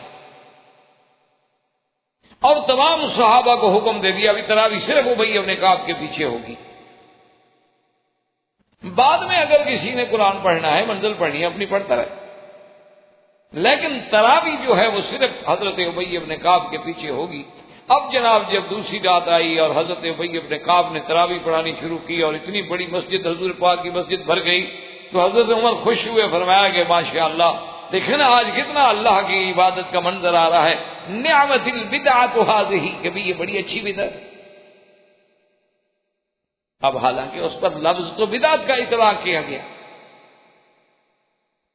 لیکن اگر وہ بدعت حقیقی معنوں میں بدعت ہے جو سنت کے مقابلے پہ ہوتی ہے تو اچھی کیسے ہو سکتی ہے؟ جو چیز سنت کے مقابلے پر ہو، نعوذ باللہ ثم نعوذ باللہ، کل بدعۃ کل محدثۃ بدعۃ وکل بدعۃ ضلالہ، وہ تو ہر بدعت گمراہی ہوتی ہے، وہ اچھی کیسے ہو سکتی ہے؟ اور پھر خلیفہ ثانی حضرت عمر جو حکم کریں وہ تو سنت ہے، علیکم سنتی و سنت الخلفاء الراشدین المہدیین، سرکار دو جہاں نے فرمایا کہ میری سنت اور میرے خلفاء کی سنت کو مضبوطی سے پکڑو۔ ابو بکر عمر کا تو حضور نے باقاعدہ نام لے دیا کہ فاقتدوا بالذین من بعد ابی بکر و عمر، کہ میرے بعد اگر کسی کی اقتداء کرنی ہے تو ابی بکر و عمر کی اقتداء۔ اس کا کام کیسے بدعت ہو سکتا ہے؟ اور پھر جب مسجد میں نماز پڑھنے والے کون ہیں؟ صحابہ، پڑھانے والا کون ہے؟ صحابی۔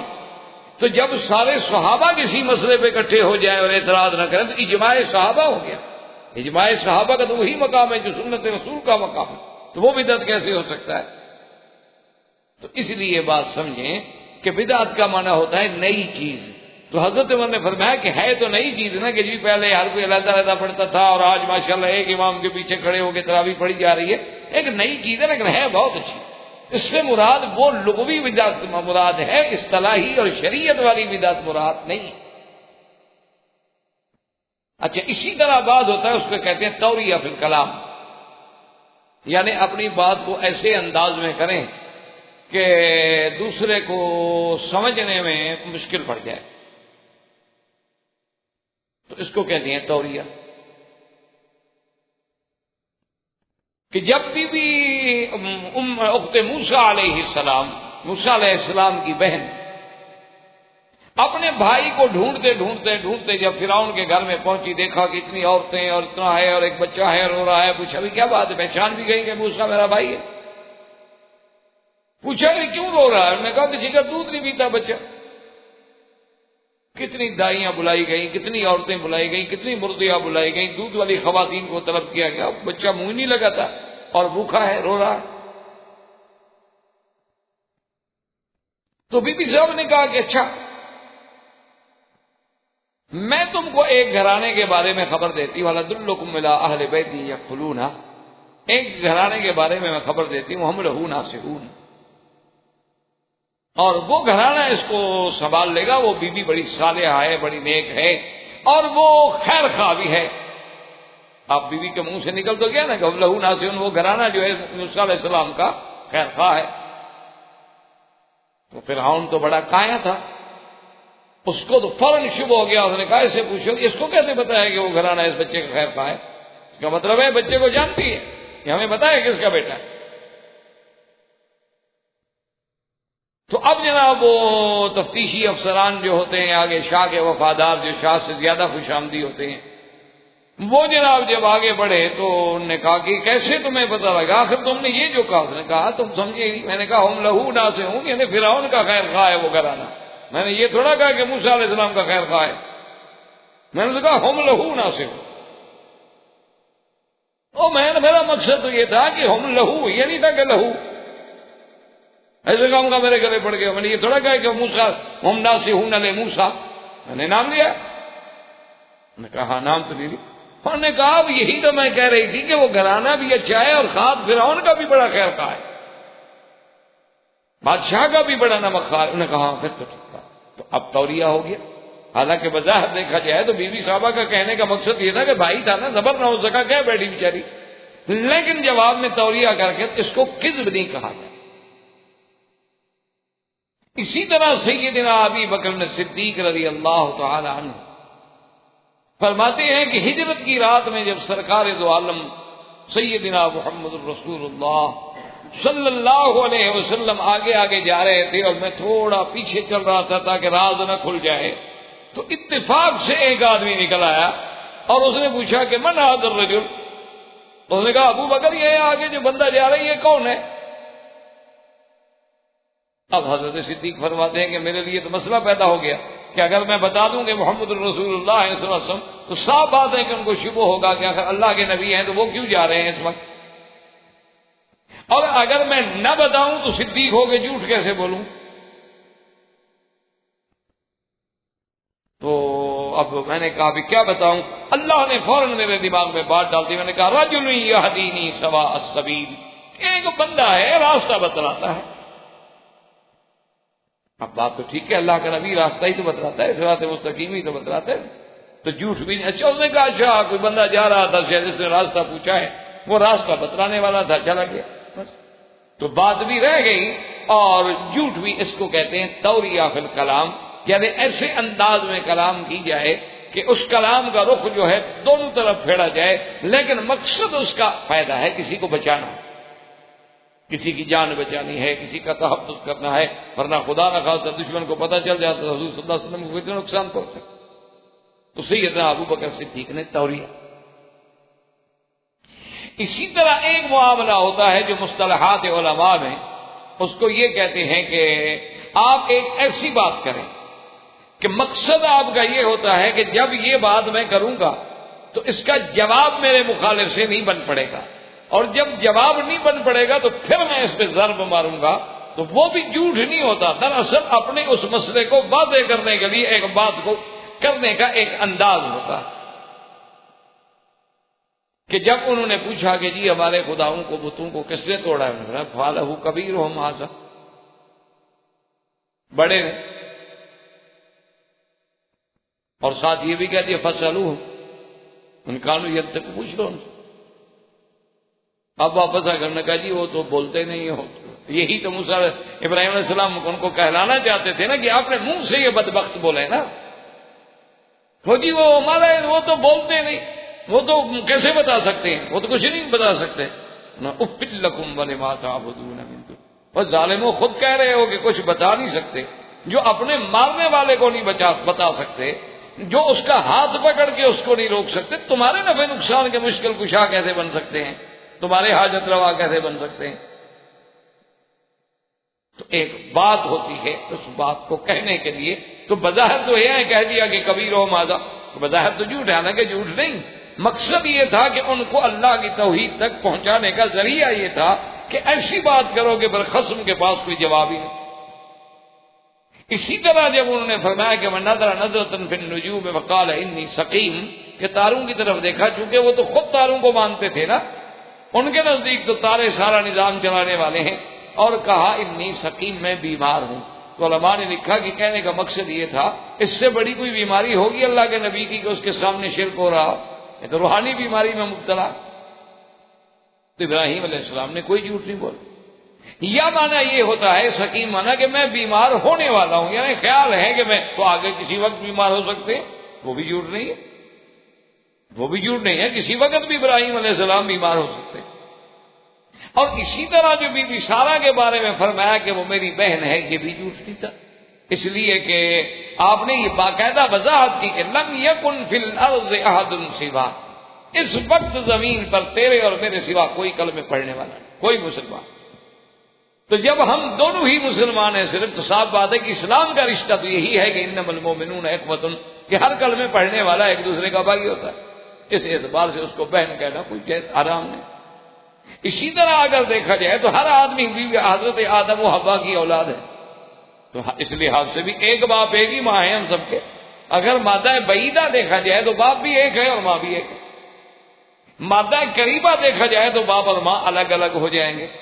اس لیے یہ بھی ابراہیم علیہ السلام کا جھوٹ نہیں تھا، بلکہ ظاہری شکل جو تھی اس کو کذب کے ساتھ استعمال کیا گیا، ورنہ اللہ کے نبی جھوٹ سے پاک ہوتے ہیں، ہر گناہ سے پاک۔ سیدنا ابراہیم علیہ السلام جب روانہ ہوئے تو اس کے بعد آپ نے اپنے اللہ سے دعا، وقال انی ذاہب الی ربی سیہدین رب هب لی من الصالحین فبشرناہ بغلام حلیم۔ جب آپ ہجرت کر کے چلے پھر آپ نے اللہ سے دعا مانگی کہ میرا مولا مہربانی فرمائے مجھے بھی وہ بچہ تھا، لیکن لڑکا ہو اور حلیم حلم والا۔ اللہ تبارک و تعالی نے آپ کی دعا جو تھی اور دعا مانگی کہ رب ہب لی من الصالحین، چونکہ اولاد صالح ہو تو نعمت ہے، ورنہ وہی اولاد آدمی کے لیے زحمت۔ اسی لیے بعض روایات میں آتا ہے کہ احیاناً کہ آدمی بہت اچھا ہوتا ہے لیکن ہلاک علی ید ولدہ، اولاد کی وجہ سے برباد ہو جاتا، ہلاک علی ید اصدقائہ، دوستوں کی وجہ سے برباد ہو جاتا، حالانکہ خود بہت اچھا۔ تو اس لیے آپ نے دعا مانگی، اس سے ہمیں سبق ملا کہ جب بھی آدمی دعا مانگے تو اللہ سے اولاد صالح مانگے، اور اگر اولاد موجود ہے تو ان کی صلاح مانگے کہ اصلح لی فی ذریتی انی تبت الیک و انی من المسلمین۔ چونکہ اگر بچوں میں صلاح ہے تو پھر پورا گھر سمجھو آپ کا کامیاب ہے، اور اگر بچوں میں بگاڑ ہے تو گھر برباد ہو گیا، کوئی نسل تو اسی سے چل گئی۔ اللہ تبارک و تعالی نے آپ کو بشارت فرمائی، اور اس کا قصہ یہ ہوا کہ ایک دن بی بی سارہ نے خود سیدنا ابراہیم علیہ السلام سے فرمایا، عرض کیا کہ حضرت یہ جو مجھے باندھی دی گئی ہے بی بی ہاجرہ، میں یہ آپ کو ہبہ کرتی ہوں، میں آپ کو ہبہ کر دیتی ہوں، تو لہٰذا آپ کی غنیمت ہو گئی، اب میری تو نہ رہی، تو میرا خیال یہ ہے کہ آپ اس کے ساتھ رشتہ ازدواج قائم کریں، ہو سکتا ہے اللہ ہمیں اس سے اولاد دے دے۔ مجھ سے تو اولاد ہوئی نہیں، 10 سال گزر گئے اور بی بی سارہ سے کوئی بچہ نہیں ہوا۔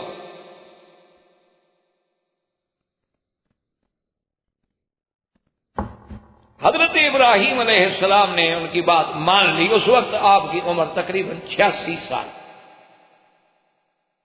اب حضرت ابراہیم علیہ السلام نے بی بی ہاجرہ سے جب اپنے ازدواجی تعلق قائم کیا، اللہ کی شان ہے کہ بی بی صاحبہ حاملہ ہو گئی، کیونکہ اللہ پاک خوشخبری تو پہلے بھی دے چکے تھے ابراہیم علیہ السلام کہ ہم آپ کو بچہ دیں گے۔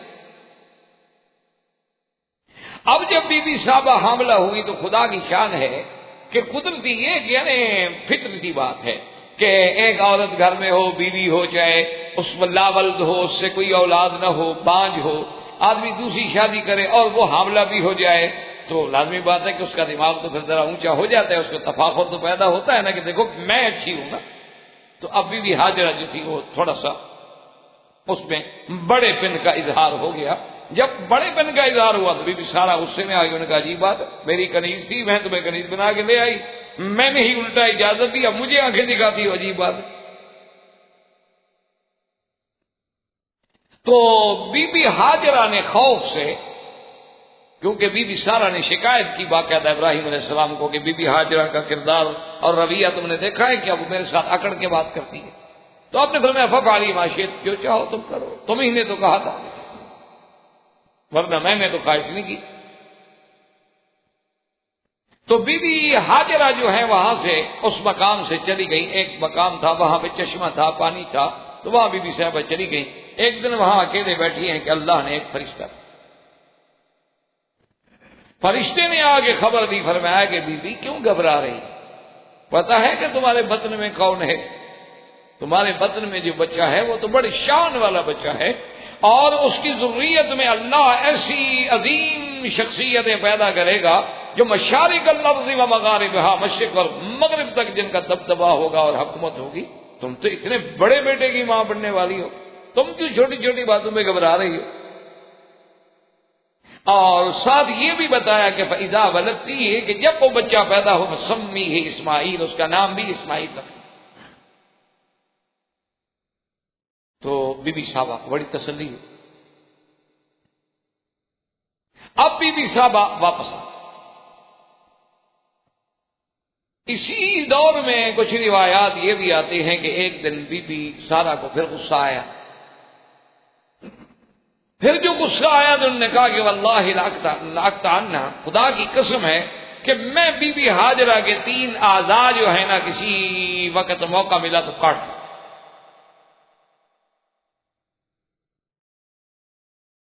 اب ابراہیم علیہ السلام کو پتہ چلا کہ اس نے قسم کھا لی ہے۔ اچھا اس زمانے میں تو قسم کا کفارہ تھا نہیں کہ کفارہ دے کے چلو قسم سے آدمی فارغ ہو جائے، تو قسم پوری کرے یا پھر اللہ کے ہاں گناہگار ہو، اور نبی کی بیوی اپنے آپ کو گناہگار بھی کیسے کرے؟ تو ابراہیم علیہ السلام نے جب سمجھایا تو انہوں نے کہا کہ میں تو قسم کھا بیٹھی، کیا کروں؟ انہوں نے کہا کہ اچھا یہ روایات جو میں عرض کر رہا ہوں یہ کسی صحیح حدیث میں نہیں ہے، روایات اسرائیلیہ، لیکن بہرحال ان کا وجود ہے، کیونکہ اتنی دفعہ وہ روایات ہوئی ہیں کہ اس میں کچھ نہ کچھ حقیقت پائی جاتی۔ تو ابراہیم علیہ السلام نے فرمایا کہ اس کا حل یہ ہے کہ تم ایسا کرو کہ بی بی کے دونوں کان، ایک اس طرف ایک اس طرف، انہیں سوراخ کر دو، ناک میں سوراخ کر دو، تو 3 اعضاء تو کاٹ دیا آپ نے، تو آپ کی قسم تو پوری ہو گئی۔ تو کہتی ہیں وہیں سے یہ سوراخ شروع ہوئے اور پھر زیور ڈالے گئے، یہ پھر ایسا ایسا تمدن جو ہے بڑھتا چلا گیا۔ پہلے تو یہ بطور سزا تھا، یا جیسے کہ پہلے قبائل کے لوگ ہوتے تھے نا جی، گھوڑوں پہ بیٹھتے تھے اور دوسرے غریب قبیلوں پہ جا کے تخت و تاراج کرتے تھے، اور ان کی عورتوں کو گھسیٹ کے اٹھا کے لے آتے تھے اور ان کے پیروں میں بیڑیاں ڈال دیتے تھے کہ یہ عورتیں بھاگ نہ جائیں۔ تو وہی تصور آج بھی ہمارے ہاں موجود ہے کہ شادی والے دن ہم دولہے کو گھوڑے پہ بٹھا دیتے ہیں کیونکہ کسی کی لڑکی اٹھانے جا رہا ہے، جوڑا گھوڑا یہ ابھی تک ہیں ہمارے۔ اور آج بھی ہم نے صرف فرق اتنا کیا ہے کہ پیر میں لوہے کے جولان ڈالنے کے بجائے سونے کے ڈال دیے، گلے میں رسا ڈالنے کے بجائے نیکلس ڈال دیا، کسی طرح جانور کو ناک میں مہار ڈالنے کے بجائے اس کو ناک میں نہ بڑا ڈائمنڈ کا کوئی چھوٹا سا نگ ڈال دیا کہ دور سے چمک آئے۔ چیز اصل ہوئی تھی، تصور و سزا سے چلا تھا، اس کو تھوڑا سا پھر بعض اوق لوگوں نے اس کو یوں رنگ دے دیا کہ چلو وہ بات بھی قائم رہے اور عورت بھی خوش ہو جائے۔ تو کہتے ہیں کہ سب سے پہلے یہ ابراہیم علیہ السلام کی بیوی نے کیا، اور اسی طرح ایک روایات میں یہ بھی ہے کہ ختنہ جو ہے یہ تو خیر صحیح روایت ہے کہ مردوں میں سب سے پہلے ختنہ سیدنا ابراہیم علیہ السلام کا ہوا، پھر آپ نے سیدنا اسماعیل علیہ السلام کا کیا۔ لیکن روایات میں یہ بھی موجود ہے کہ اس زمانے میں اب تک بھی ہے عرب لوگوں میں مناطق حارہ میں جتنے گرم علاقے ہیں وہاں عورتوں کا بھی ختان ہوتا ہے۔ احباب کرام، اس کے بعد اب آپ اس مبارک سلسلے کی CD نمبر 7 سماعت فرمائیں۔